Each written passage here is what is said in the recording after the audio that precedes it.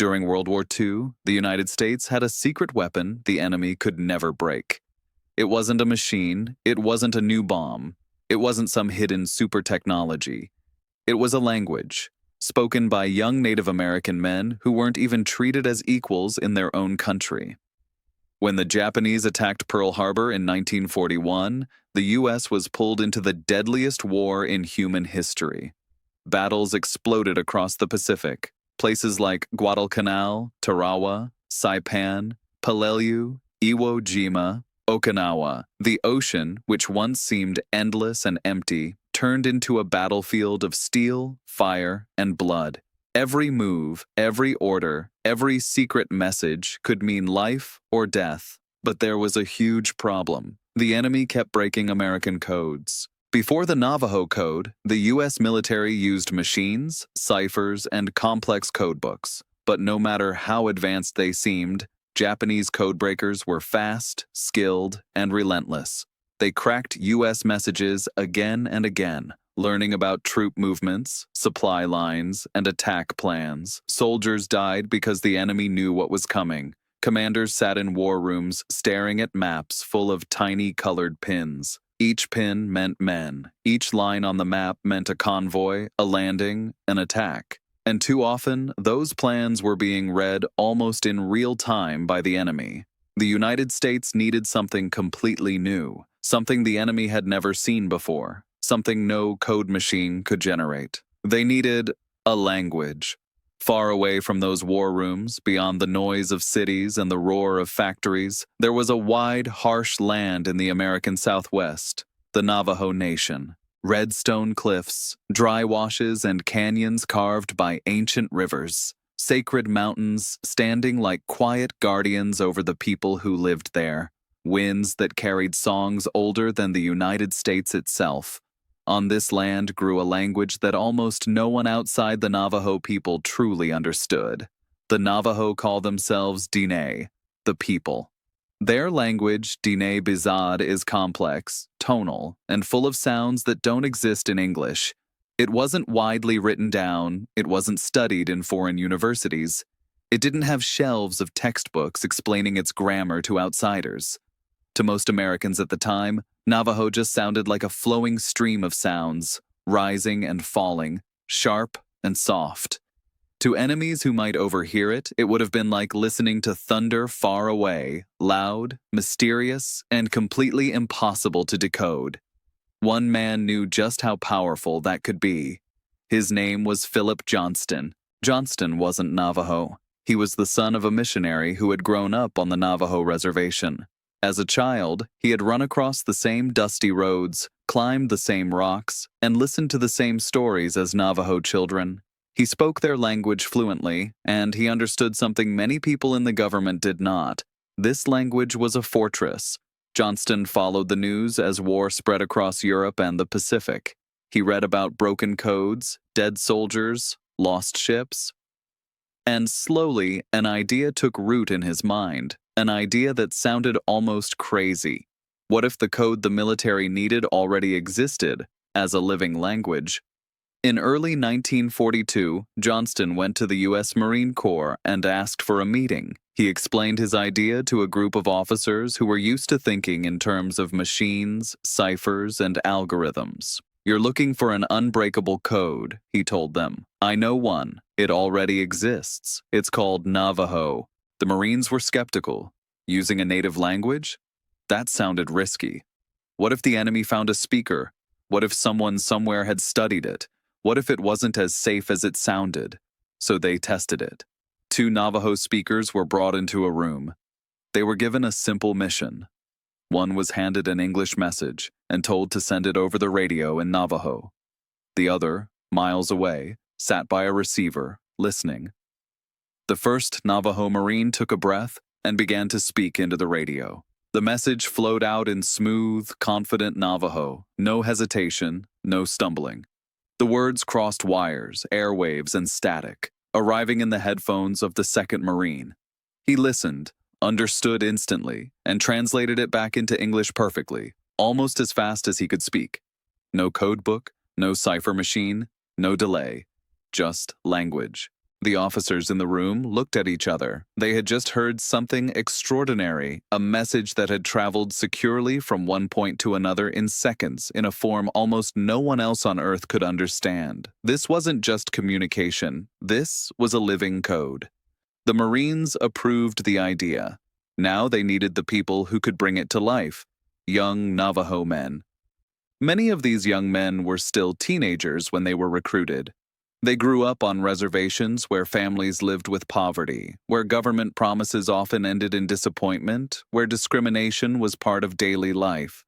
Some of them had been sent to boarding schools run by the government or churches. In those schools, children were punished for speaking their own language. Their hair was cut, their traditional clothing was taken away. They were told to stop being Indian and be more American. Imagine that. Being beaten or shamed for speaking the language of your grandparents, for singing their songs, for praying their prayers. And now, the same government came back and said, "We need you. We need your language to help us win this war." They could have turned away. They could have said, "No, you rejected our language. You rejected us," but many of them didn't. They said yes. In 1942, the Marine Corps launched its Navajo Code Talker program.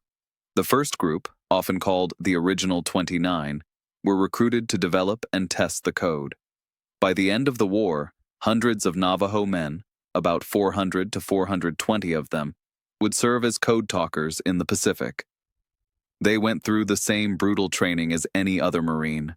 Early mornings, 10-mile marches, mud, cold, exhaustion, crawling under barbed wire while live bullets hissed overhead, learning to handle rifles, machine guns, grenades, drills that pushed their bodies past their limits until sweat mixed with dust and turned to mud on their skin. But on top of all that, they had a secret job. They weren't just riflemen or radio operators, they were about to become human encryption machines. The military needed more than spoken Navajo. They needed a system, a full code that could handle every kind of message. Coordinates, unit names, logistics, tactics, reports of enemy movements, and more. So the Navajo recruits sat down and built one. They took everyday Navajo words and assigned them to military terms. A submarine became ironfish. A bomber plane became buzzard. A destroyer became shark. A battleship could be whale. A fighter plane might be hummingbird. They matched the power and purpose of modern weapons with images from their own world. Animals, natural forces, things that felt vivid and familiar. Then they went deeper. They created a system of Navajo words to represent letters of the alphabet. Some letters had multiple possible Navajo words assigned to them, which made the code even harder to crack. If they needed to send a word that didn't have a direct code term, like a person's name or a technical word, they could spell it out letter by letter in Navajo code. This wasn't just English translated into Navajo. It was a code placed inside a language that was already nearly impenetrable to outsiders. The result was powerful. Even if the enemy somehow found a Navajo speaker, a rare thing in itself, they would still face a second layer of encryption created by the code talkers. All these code terms were written down in a small code book at first, pages full of English terms and their Navajo equivalents. But there was one strict rule. The codebook was never allowed to go into battle. If the enemy captured it, everything could be exposed, so the code talkers memorized it. Every single word, hundreds of terms, dozens of phrases, whole systems for letters, numbers, and commands. They drilled like actors rehearsing lines, like students preparing for the hardest exam of their lives. Except failure here didn't mean a bad grade.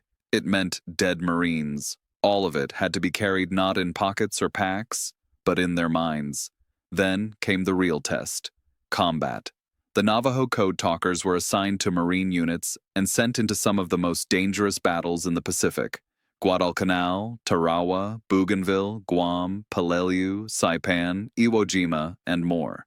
In fact, Navajo code talkers took part in every major Marine assault in the Pacific from 1942 to 1945. They landed on beaches under fire. They climbed jungle hills slick with rain and mud. They slept in foxholes, ate cold rations, and watched friends fall.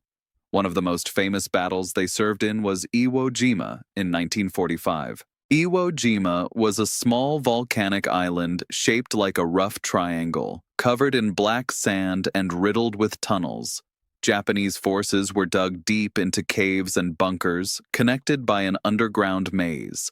They had spent months preparing for the American invasion. When the Marines landed on those black sands, it was like stepping into a nightmare made of explosives. Mortar shells screamed overhead, machine guns tore the air, artillery shattered the ground. The sand itself was so loose that every step forward felt like walking on a steep hill of marbles while someone tried to kill you. In the middle of this chaos, the code talkers got to work. Picture a young Navajo Marine in a foxhole barely big enough for two men. His helmet is low over his eyes. The ground shakes with each explosion.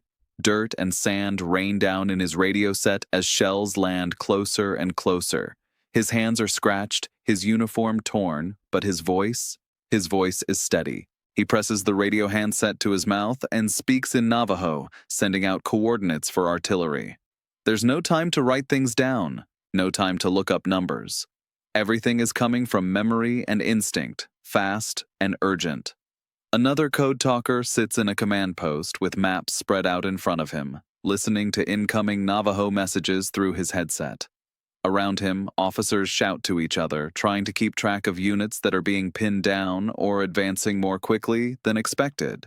The code talker hears the message, understands instantly, and translates it into clear English. Locations, strength, movements, requests for ammunition, and reinforcements. Then the officers shout new orders. Those orders go right back into Navajo, leap across the airwaves, and arrive seconds later with Marines in the field. Send coordinates. Request support.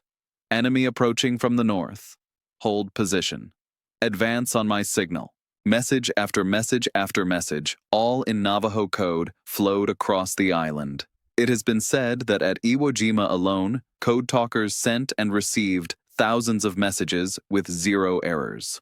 A Marine commander later said that without the Navajos, the Marines would never have taken Iwo Jima. That's how crucial their work was. While bullets flew and shells exploded, the Navajo code talkers sat at the center of a web of invisible lines of language carrying orders that meant the difference between success and disaster. Japanese intelligence was not weak.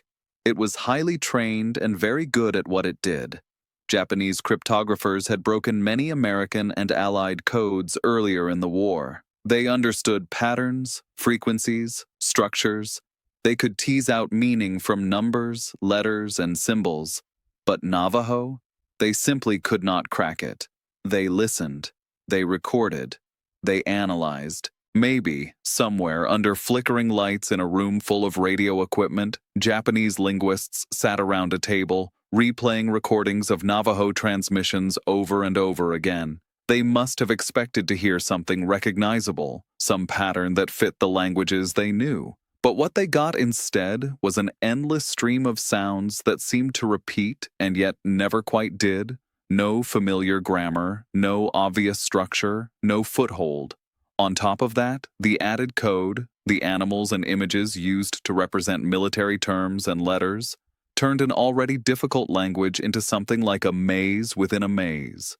They never cracked it, not once. The Navajo code talkers created the only code in modern warfare that was never broken. You might think that after the war, they became famous overnight, that their faces were splashed across newspapers, that parades rolled through cities with banners reading, "Thank you, code talkers." But that's not what happened.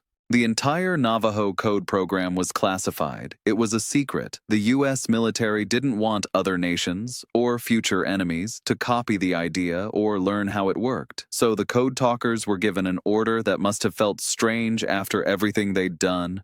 Don't talk about it. Not to your family. Not to your friends. Not to anyone. So they didn't.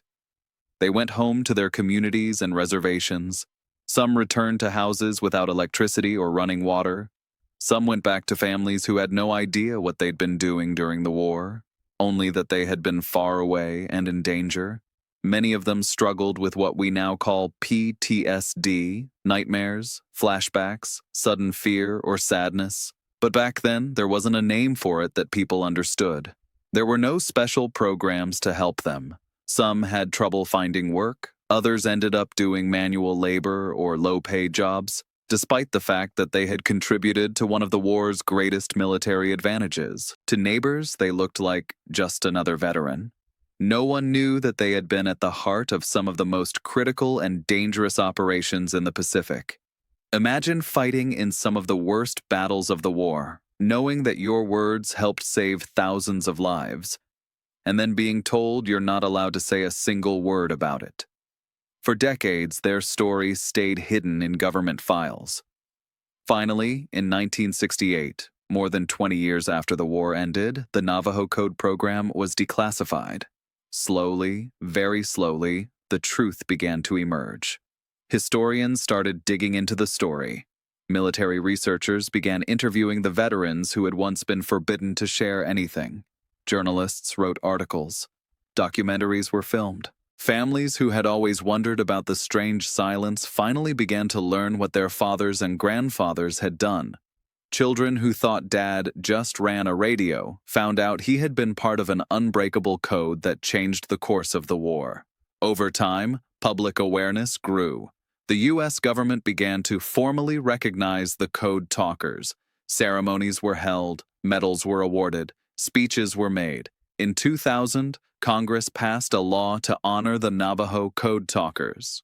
In 2001, some of the original code talkers, old men now, walking slowly with canes, their once young faces lined with age, traveled to Washington, D.C. to receive the Congressional Gold Medal, one of the highest honors the United States can give. Others received the Congressional Silver Medal. They walked across stages to applause. Some wore Marine uniforms that fit a little tighter than they used to. Some wore traditional Navajo clothing and jewelry, turquoise stones, silver concho belts, the symbols of their people.